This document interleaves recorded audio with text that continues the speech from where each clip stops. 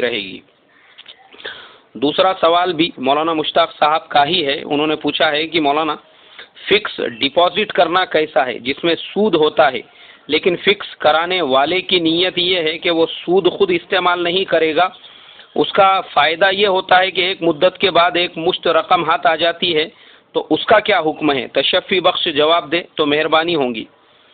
بھائی ہمارے مولوی مشتاق صاحب، آپ نے جو دوسرا سوال کیا ہے، میں نے آپ کے دوسرے سوال کا جواب بھی مولانا خالد صاحب کی ہی کتاب الفتاوی جلد نمبر 5 صفحہ نمبر 330 میں حضرت نے لکھا ہے۔ ایسے ہی ان سے بھی کسی نے سوال کیا تھا کہ سود کے کاروبار میں حصہ لینا تو گناہ ہے، لیکن کیا ہم لوگ سیونگ اکاؤنٹ اوپن کر سکتے ہیں؟ تو مولانا نے اس کے جواب میں لکھا ہے کہ بینک میں فکس ڈپازٹ کا کھاتہ کھولنا جائز نہیں،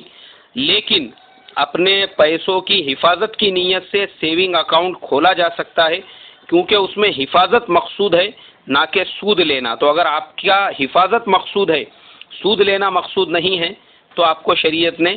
بینک کے اندر اکاؤنٹ اوپن کرنے کی اجازت